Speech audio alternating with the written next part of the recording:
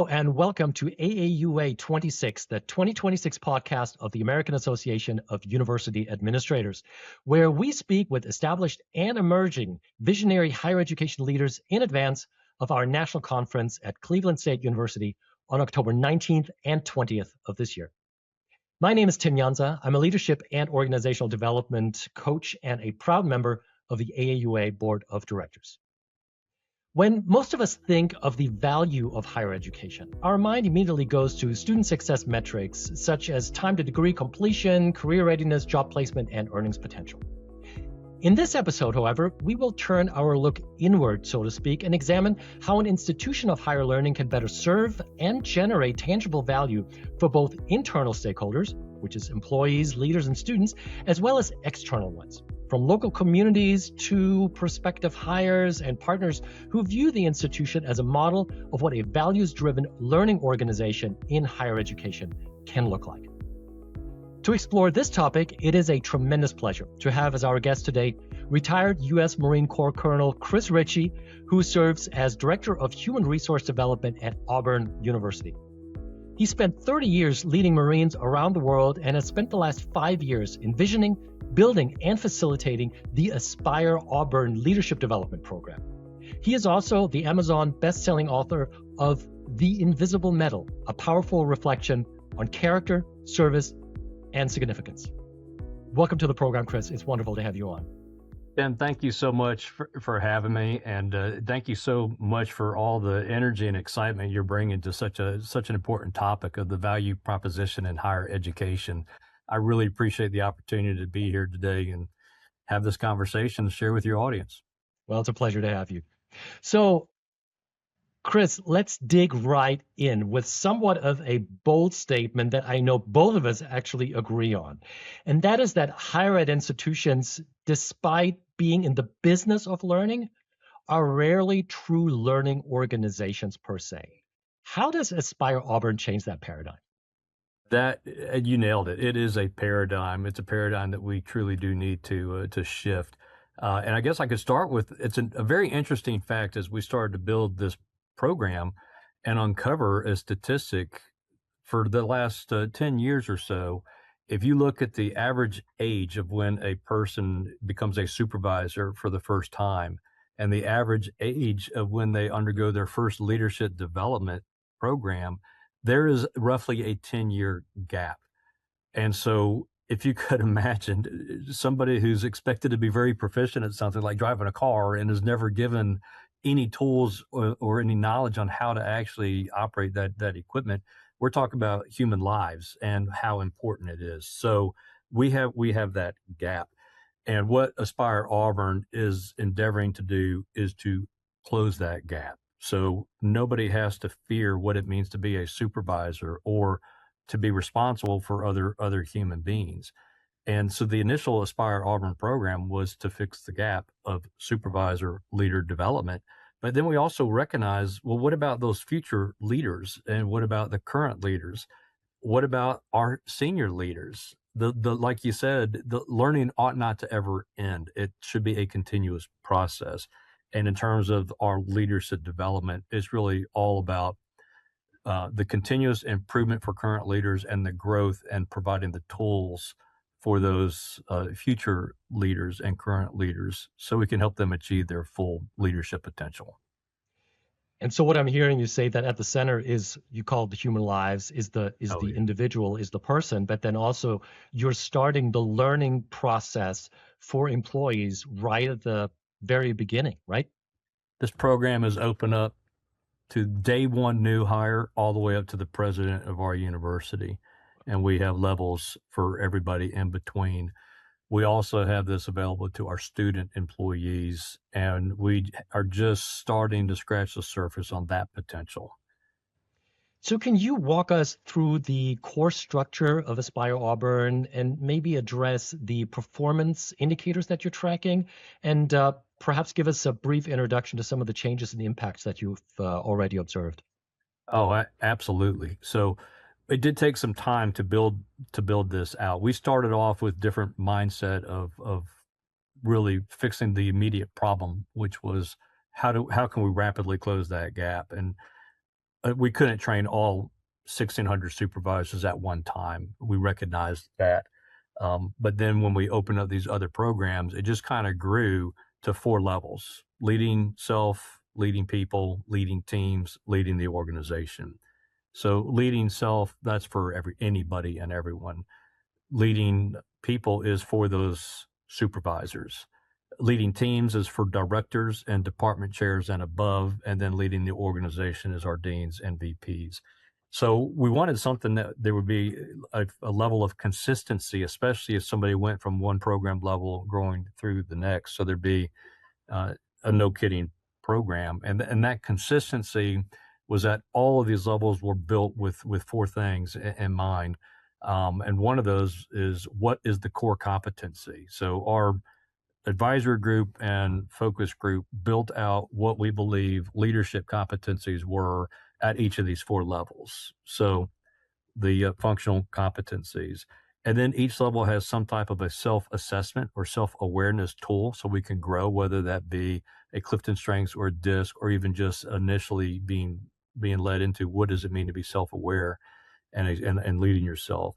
Of course, everybody wants as much application as possible. So many of our sessions go right into how you can apply the tools that we're talking about today. And then lastly, we have a keynote and a graduation ceremony. Now, what makes this program very unique is that it is embedded, and you mentioned performance indicators. It all started off with our core values. And how do we train to those core values? How do we hold people accountable to the core values and even recognize them when they go above and beyond? And so being embedded in our ACE performance, we call it ACE performance: align, collaborate, and evaluate, shows that not only are we teaching you what these values are, but we're holding you accountable to the values. And so they are deeply embedded in our performance metrics. As far as where we stand now, in just 20 months of having these programs available, we've had over 2,500 employees enroll, and we're approaching 1,500 graduates for a program that is completely voluntary. Chris, congratulations on an amazing program.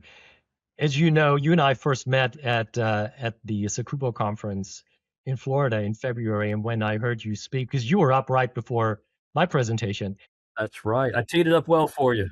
That's right. You really did, and you were a hard act to follow. I tell you that much. But I was so impressed, and that's why I wanted to make sure that you would come on. And when I learned more about you and your background and what inspired this program, I was really intrigued. I thought you were just a perfect fit for AAUA. And so, talking about your background, I mean, I know that you have drawn heavily on your experience in the Marine Corps. What would you say? What were some of the principles from that world that have translated well into the work that you're doing in higher education? And where perhaps have you had to adapt your approach a little bit to a campus environment? Clearly, the United States Marine Corps is not the same as higher education. And I guess coming in, humility is certainly a key value for any leader. And fortunately, before retiring as a colonel, I learned that there has to be consensus. It's not just about ordering people to do something. It's about inspiring the heart, not inspiring the mind as much. So setting your ego at the door, opening up your mind to learn as much as you possibly can about the culture of higher education, as opposed to trying to come in and say, this is the Marine Corps culture and everybody else needs to adopt to that mindset. That would have been dead on arrival, would have never worked. So at the end of the day, recognizing that, seeing that gap, and we did this entire assessment through Qualtrics on trying to fix our performance management, and the feedback that came back was so overwhelmingly just screaming, we need leadership development. I'm a supervisor. I don't know what I'm doing. Can you please help me effectively lead? And then employees saying, I've got a wonderful boss, but they don't understand leadership principles. So this was from our assessment that came in. And that taught me that, you know what, there could be a cultural thing here that could assist in terms of leadership development at all levels. In the Marine Corps, whether it's you're going your very first day in boot camp or officer candidate school, we are learning about our core values and our leadership principles. It is just deeply embedded into our entire culture and has been for 250 years. And that is what makes organizations great is you recognize a culture, and in this case, a culture of leadership and people and relationships and mission accomplishment. And so how do we fit that into what we're trying to accomplish here at Auburn University? And it all goes back to defining values, defining leadership principles, identifying those standards, training to the standards, holding people accountable to the standard, and recognizing and rewarding those who go above and beyond. But at the end of the day, there's one very common theme between Marine Corps, higher education, and really any organization, and that's people and meaningful relationships. And if we focus on building that, that's going to create a culture that would be able to really inculcate the values and principles that we're trying to get across.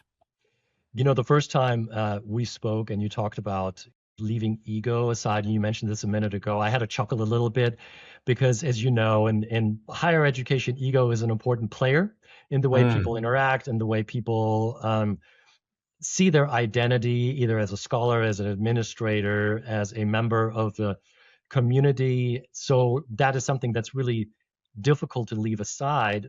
But what you mentioned, what I'm hearing you say, is that shifting the focus from the individual and the individual accomplishment to a greater purpose, to the core values of the entire organization, to kind of heighten the perspective and allow individuals to look at themselves as part of a larger ecosystem really seems to work in your particular case. Would you say that's true? Yeah, you absolutely nailed it. And for Auburn University, the framework and the culture has always been there. We call it the Auburn Creed. It has been around since 1943, and it's a series of statements of beliefs and what we believe in. Our advisory group of senior leaders really looked into that creed and what are some values that we can really pull out of this and sink our teeth into. And those values were commitment to excellence, integrity, and respect. And that really helps. So it's I don't want it to come across like it is some earth-shattering thing. The framework has always been there. It was just identifying it and then aligning it with everything else to make it stick. But yes, it is a larger ecosystem, and there's some quotes I can share with you later that has really inspired people to recognize that it is not about you, it's not about your job, it's about the people and the relationships and helping others achieve their full potential. And when you do that, you get that part right, then all the rest of it takes care of itself. So you mentioned that the Aspire Auburn program is completely voluntary. That's right. But you also mentioned in one of our previous conversations, you've had a very strong uptake, mostly by word of mouth, that generated a lot of interest in the program. So what specifically do you think is driving that demand among employees across the institution from all different silos and fields and walks of life? Because they are seeing behavior change. And I'll give you an example of that. One of our recent participants pulled us aside and said, I'm going to tell you, there's only one reason that I enrolled in this program, and it's because my supervisor is a graduate of this program, and the way that it changed their behavior and their focus on relationships and people, I wanted to be a part of that, and I wanted to grow the same way that she did. So this is the word of mouth aspect.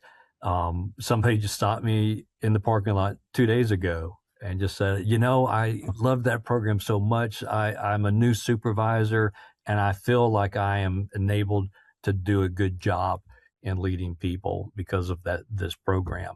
And so these stories are getting out and they're being shared by others. And as we were building this, initially I wanted it to be mandatory, but our senior leaders said, no, that's like a magnet. You make something mandatory, people are going to resist it.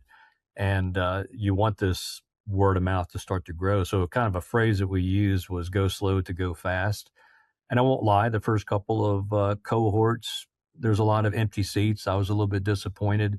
But now when we open up a cohort, it's filled to capacity within a few days. And so people change behavior, and people are seeing the success of this particular program.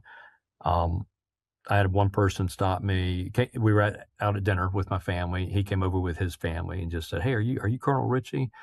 I said, "Yes." Now, our Leading Self program is all online. We did a couple of video recordings, and we partnered with LinkedIn Learning to help build this out, because that's open to, over 10,000 people. So we can't do that in person, but it's all online. So this person had graduated from the Leading Self program, so we had never met.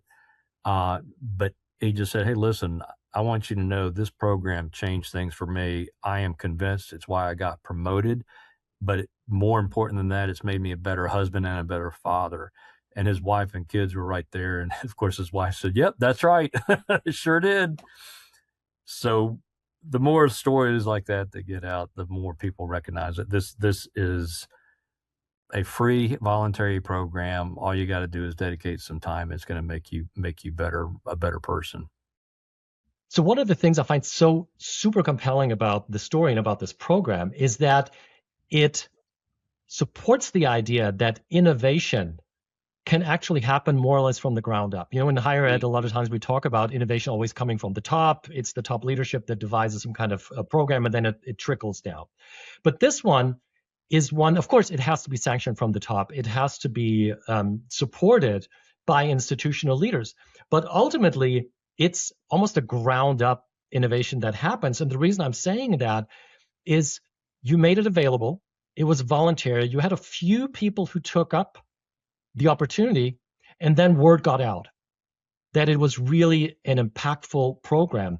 And for me, in my own work on agile-based transformation in higher ed, I always say, start small, don't scale too quickly, and let the network do the job. And what I mean by that, you introduce an innovation, and then if the innovation is worth keeping, then word will get out, and more and more people will actually take it up and continue that innovation in the system. And your case seems to be exactly that, where this is happening. Yeah, you nailed it. And we initially, looking into this, thought we ought to start from the top, like leading the organization, and then go down. But we decided to flip that. Mm-hmm. And so we certainly have the support from the top. There's no doubt about that. 100% support from the top. But we built it. The first level built was Leading Self, and then the next academic year, Leading People. The next academic year, Leading Teams, and now in 2027, we'll be leading the organization. It's all aligned, but you're right. You have to build it out at the grassroots, let it percolate up, and when people start to see it, then we start to get that interest, and it grows. And that's exactly how it happened. I didn't plan it that way. Initially, it just kind of happened, and it worked out very well. So, Chris, let's talk about your peer circles. So in your peer circles, as I understand it, you intentionally mix faculty, staff, and administrators in these groups, which is honestly a surprisingly rare and somewhat novel approach in the highly, let's say, siloed higher ed environment. What have you seen in terms of the impact of that strategy, especially concerning breaking down those silos that we have on campus? Franklin Covey said it best many years ago: seek first to understand, then to be understood. And when we initially started these, there were folks that, like faculty, staff, A&P, "Hey, I want to have my peer circle with just other people that are like me." And to which I said, "Why? What humans are they leading that are different than the humans that you're leading?" And this is where we really started to change that paradigm, that it's not about your job as a member of faculty or staff or A&P. It's about the humans that we touch and the relationships we build and the collaboration that happens as a result. And there's always initial pushback, but then by the end of the program, that is by far the top note that people say this was the most important aspect of the entire program, was being able to learn from and with people from different colleges, different departments, a mix of faculty and staff and A&P. And that's where we kind of have the one team. We say in the Marine Corps, one team, one fight. And here it's one team, one goal, the Auburn family. And we all break down those silos and department collaboration and truly make good things happen. Another benefit that I'm learning from this is that several of these peer circles are maintaining the dialogue even several months after graduating from the program. So we've developed friendships and relationships across boundaries that normally would not have been there.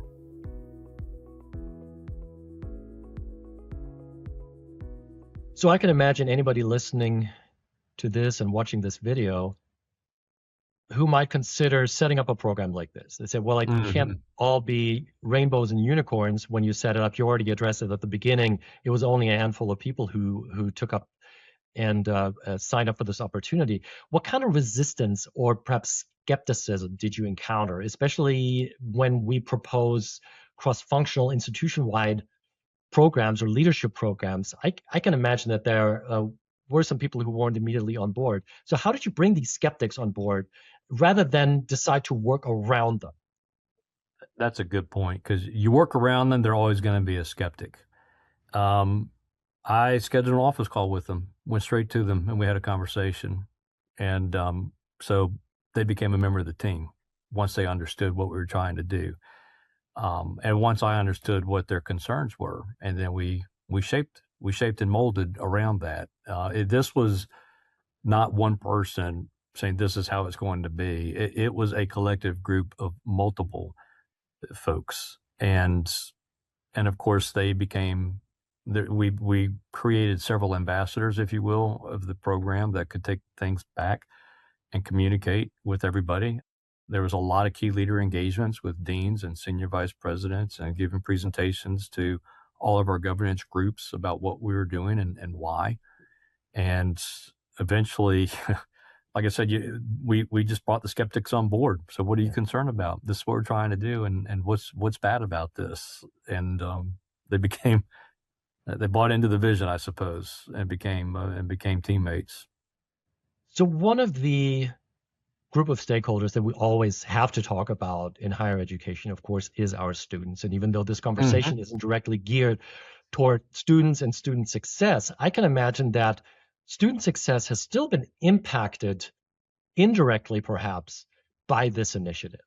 So how have you seen the student experience being impacted? And then if we broaden the perspective a little bit, how has Aspire Auburn perhaps also impacted Auburn's reputation as employer and a community partner? Yes. You mentioned it, that being the intangible aspect, because those aren't some things that we can see, very directly as being changed. But I will share, it's been significant though. And I'll share one of the quotes that we have in one of our sessions that is like the second most cited thing that people say, this got me, and I'm going to adopt this and never forget it. And it's a quote by Henry Nguyen, who's referencing a retired professor from Notre Dame, when he said that I used to be constantly annoyed from the people interrupting me from my work until I realized it's the people that are my work. Now, this is a retired university professor that didn't realize the importance of those interruptions being so valuable until it was a bit too late. So we share that with people, faculty, staff, A&P, and it resonates. It resonates big time.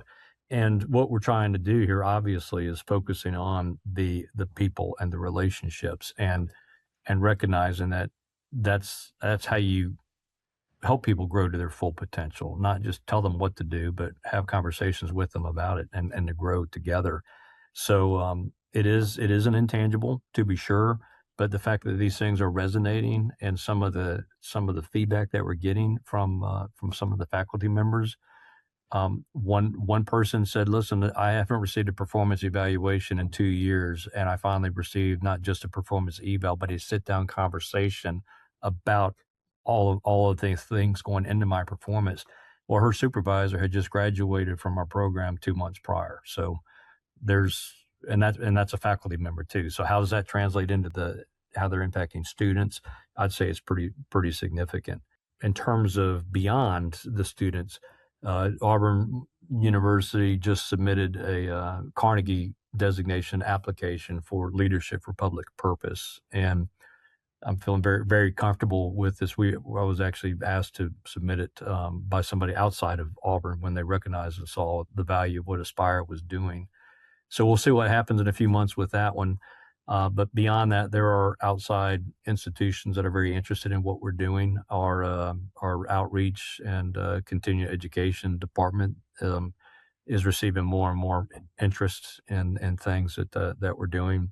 Even the local Kiwanis and Rotary Club. So it's people are getting interested about what's happening here, and eventually, I do think that's going to have a significant impact on people and where they want to send their kids for college education. I mean, the best organizations in the world are values-based organizations, and it's got Auburn's culture all over it. It's some special things happening here. Well, I think it's become pretty clear that your program is very successful and is impacting all corners and aspects of campus life and the people who work and study there, who collaborate with folks in the community. So some leaders who are listening to this and watching this video, they may still think that leadership development is kind of a nice to have initiative. A lot of times, as you know, as an HR professional, there are these short-lived couple of trainings, couple of meetings, leadership development programs, and then they send people out into the world. They said, here, be a great leader, instead of integrating that into the core mission and the core business of how we work on campus. So how do you connect Aspire Auburn directly to the value proposition of higher education and make an argument to create a sustained and fully integrated leadership development program rather than just an add-on that we find on so many campuses? I've seen this quite a bit as well. There's so many different great actions and activities that are happening, but they're not aligned, and it's not under an umbrella of, okay, what's the point of this class or this professional development day? Is there something larger behind that? And that's where I believe Aspire is built to last. Again, the best organizations, they don't observe values, they actually live those values, and that is what we're inculcating at every level of our leadership development. And really, we look at success being based upon an organization that has a well-defined purpose. They know what they're doing matters and is making a difference. They understand what their mission is. They have values that they actually live by, and they have a vision of where we want to go, in the future. Underscoring all of that is the people and the relationships and the family, and that's kind of what we're trying to do here. Aspire Auburn is really making that a reality. So I guess to answer your question, it's fully aligned. It's an alignment with our 10-year strategic plan. In fact, Aspire is tracked as a key performance indicator in our 10-year strategic plan. So that's got longevity. It's in our performance evaluation in terms of values and leadership principles. And it's in all levels of development that we're doing through all levels of the Aspire program. And we're even recognizing people now that go above and beyond. Every dean and senior vice president is given 12 of these value coins to hand out over the course of a year. And it has Auburn's core values on here: integrity, respect, excellence. People love getting these things because they're not easy to get, and they're recognized, and they're posting it on social media and having the conversation. So people are talking about values, and they're having these discussions when they go through Aspire about how do we include this in with our team, and how do we effectively lead through these values, and then the leadership principles as well. So yes, we wanted to create something that was not just a one and done. And people want more. They want more. So we're building what we're calling Aspire Plus, and something that's in between each of these levels, other opportunities to continue to grow and develop as leaders. Well, one thing that's become very clear to me is that a program like this, of course, cannot happen without being sanctioned and supported at the very highest level. Yeah. I mean, you're talking about integrating the work that you're doing in potentially tenure promotion, in promotion in general for staff, in performance evaluations, in a key KPI that is being tracked as part of the strategic plan. Of course, that requires the highest level of the organization to be part of this initiative, to really buy in. And I'm wondering if you were to summarize now how Auburn and the Aspire Auburn program can be a proof of the positive ripple effect that taking care of its employees at any college or university can have. What argument would you make to these top leaders to say this is the kind of program that you should emulate because it really will make you a more valuable enterprise and a more valuable organization? Yeah, the ripple effect that we have seen has been significant, and it's not only the feedback that we're getting. I mean, I printed this off because I thought it might come up, but somebody, it was a faculty member, actually pulled me aside and said, "I publicly praised the direct report for the first time." And I could not believe the response. It's like, yes, exactly. We were talking about recognition and how easy it is, but the return on investment and the ripples. They said that person just became an incredible performer. While I always consider myself a good boss, this program helped me become a better leader. So people understand there's a difference between boss and leadership, and the ripples are taking that to other people.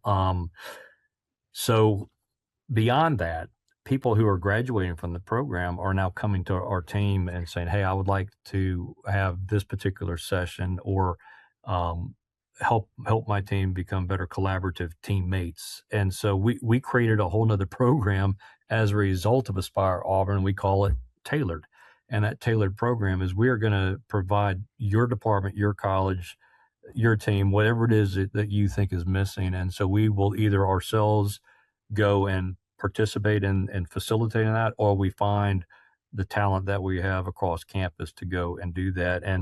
And just last year alone, that was another 1,800 university employees that we were able to touch through this. So the numbers are one thing, but the impact and the ripples are something altogether different, and highly impactful.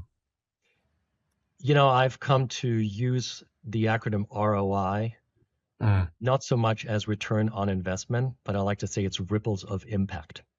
I love that. And I think your program is a perfect example of how an initiative can have true ripples of impact throughout not just the, a silo or a small portion of campus, but the entire campus community and the communities outside of campus.